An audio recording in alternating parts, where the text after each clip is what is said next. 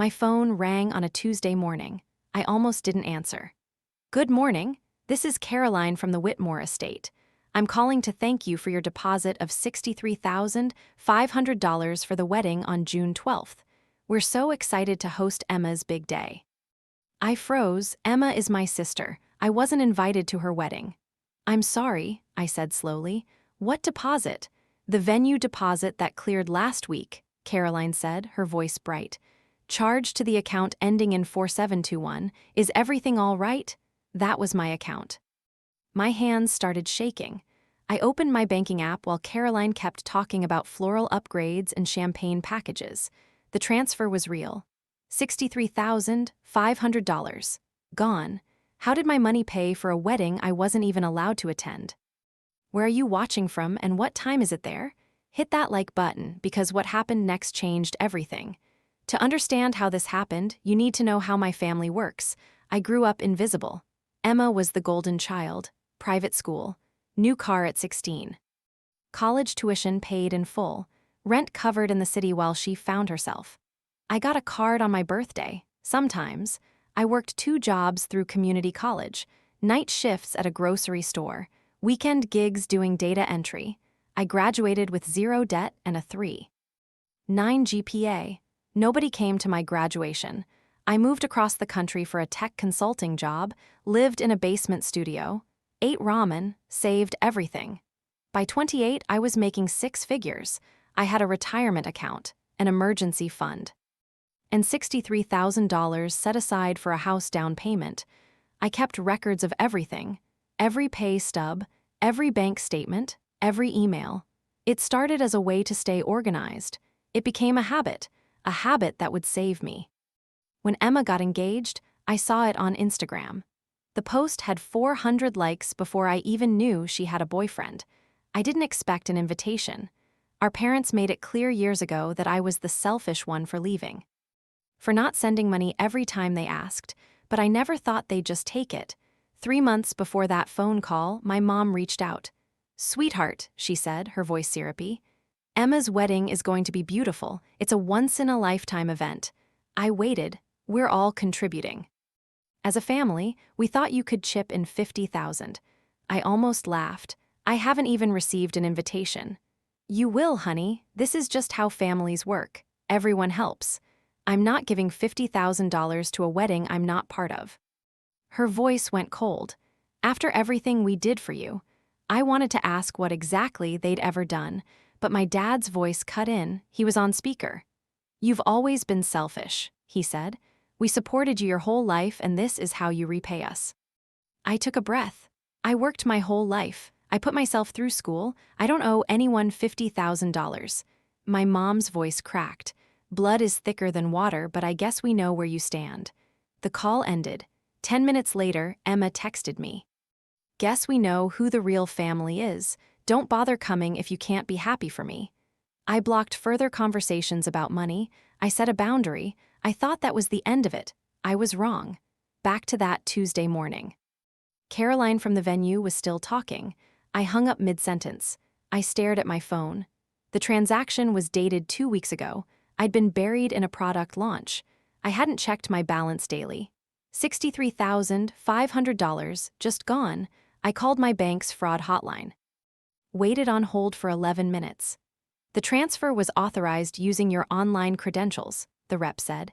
"Your username, password, and security question answers all matched. Did you share your login with anyone?" "Never," I said. "Then I'm sorry, but we can't classify this as unauthorized. The system shows valid authentication." My stomach dropped. I tried calling my parents. Straight to voicemail, both of them. I checked Emma's number. Blocked. Someone in my family had gotten into my account, and the bank wasn't going to help me. I sat on my apartment floor, shaking. I thought I'd lost everything I'd saved for 3 years, but I hadn't lost the one thing that mattered: my records. I logged into my bank's transaction portal and downloaded everything. The payment details loaded. Transfer initiated from IP address 198.163. That IP was registered to my hometown, to the neighborhood my parents live in. I live 3 time zones away. The timestamp read 11:47 p.m. I was asleep when this happened. I checked my phone's location history. I was in my apartment, 2,000 miles away. Then I looked at the security questions used to authorize the transfer. Mother's maiden name, first pet's name, street I grew up on, all things my family knew. I pulled up my email archive and searched for my mom's name. There it was. A message from 6 months ago. Hi, sweetie, we're updating the family trust paperwork. Can you send your account and routing number so we can add you as a beneficiary? I'd sent it. I thought I was being included. I thought, for once, they saw me as family. They saw me as a bank account. I screenshot everything. The IP address, the timestamp, the email, the security answers. I had the who and the when, but I needed more. I opened the family group chat. I hadn't posted in it for 8 months. I uploaded a screenshot of the transaction and typed one message. Someone used my bank account without my permission. I need my money back in 48 hours or I'm filing a police report. I hit send. My phone exploded. 47 messages in 10 minutes. My mom called, sobbing.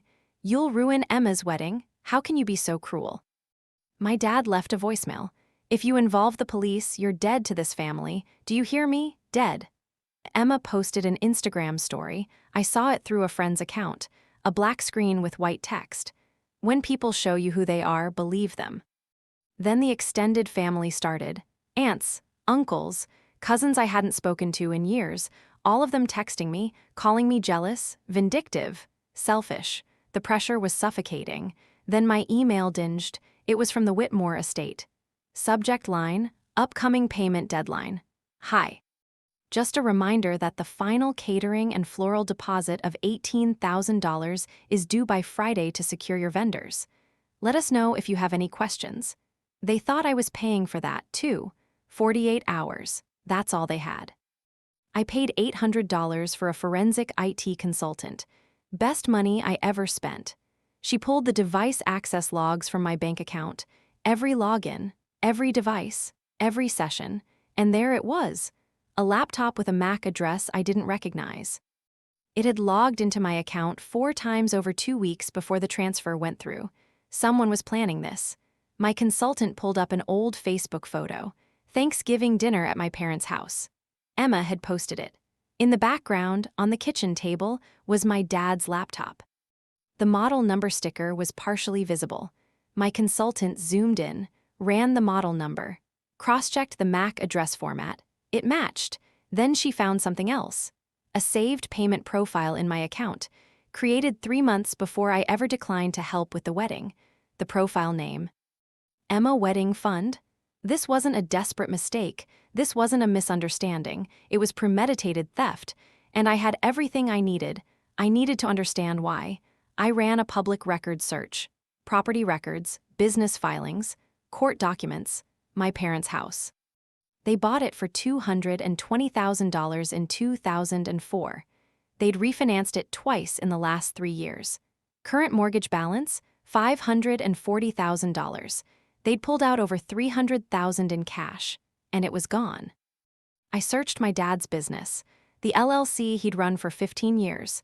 Status, dissolved. Date, June 2021. My mom worked part-time at a boutique, maybe $30,000 a year. They were drowning. Emma's fiancé, I checked his LinkedIn. Mid-level sales role. He made decent money, but not Whitmore estate money. The wedding wasn't about love. It was about image. One last performance. One last chance to look like they had it all together. And I was the invisible child who'd made something of myself. The one they could take from without guilt. They didn't ask me for $50,000 because they thought I'd say yes. They took $63,000 because they knew I'd say no. Now I knew exactly what to do. I booked a consultation with a white-collar crime attorney. She reviewed everything I'd gathered. The IP logs, the device access, the saved payment profile, the emails. This is textbook identity theft and wire fraud, she said. Both felonies, you have a slam-dunk criminal case. I don't want them in prison, I said. She looked at me. Then what do you want? I want my money back. And I want my name off everything. I want them out of my life. She nodded. We can do that. She drafted a demand letter. Simple, clear, professional. Return $63,500 within 72 hours or we file a criminal complaint with the FBI and a civil lawsuit for treble damages. No room for negotiation. I also emailed the venue manager directly. Subject line, fraud alert. I attached a summary of the forensic report. I explained that my account had been used without authorization. I requested an immediate freeze on any further charges. The venue replied within 2 hours. We've frozen the contract pending resolution. We're so sorry this happened to you. I had the plan, I had the proof. I had 72 hours on the clock. I didn't send the letter yet. I wanted them to feel safe for one more day. Monday morning, 9 a.m., my attorney sent the demand letter. Certified mail and email, both tracked. At 10:30, my dad called. "You can't do this," he said. His voice was shaking. "It's family, we'll figure something out." "You committed fraud," I said. "You have 72 hours. I hung up. By noon, my mom sent an email. Subject line, "Please, let's talk." The body was 6 paragraphs, apologies, excuses. Promises to pay me back over time. A payment plan. My attorney replied with one line. Full payment in 72 hours, no negotiation. The countdown continued. Hour 43, my aunt called begging me to drop it. Hour 56. A cousin I barely knew sent a long text about forgiveness. Hour 68, my parents tried to wire the money back. The transfer failed, insufficient funds. They tried to pull from a credit line. Denied. Hour 70. Emma called, she was crying. "Please," she said, "just stop, you're ruining everything." I asked one question. "Did you know?" Silence. Then quietly, "I thought you owed us after everything." "Goodbye, Emma." I hung up. Hour 71, my phone buzzed, a wire transfer notification. $63,500 received. They'd borrowed it from a relative, probably promised to pay it back. Probably won't. My attorney sent the second document. A cease and desist order. No contact, no use of my information.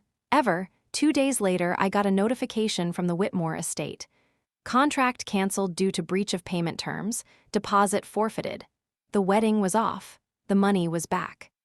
And I was free. The aftermath was quiet. Emma's wedding happened eventually, 8 months later.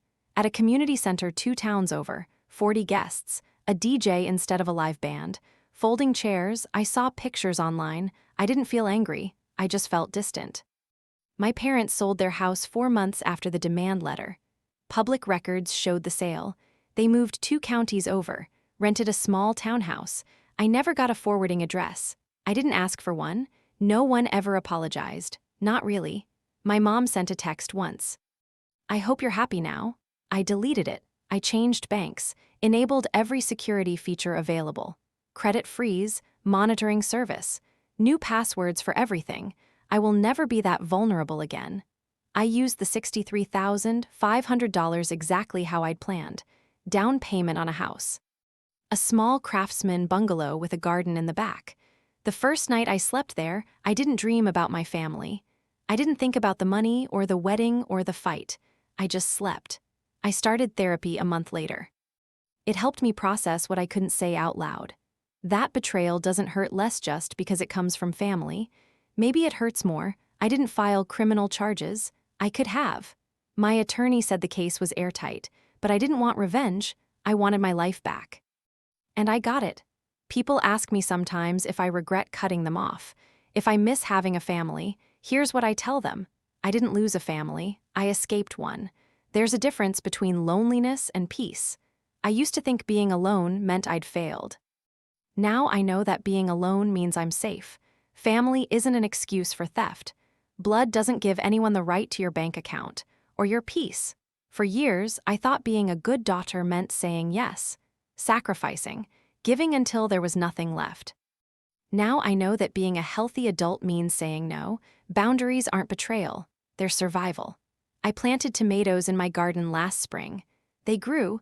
I sit outside in the mornings with coffee and watch the sun come up. No one calls asking for money. No one guilt trips me. No one takes what isn't theirs. It's quiet, and it's mine. If you've ever had to choose between family loyalty and self-protection, drop a comment. What would you have done? Would you have filed charges or just walked away? And if this story hit home, subscribe. Because boundaries aren't built in a day, and neither is peace.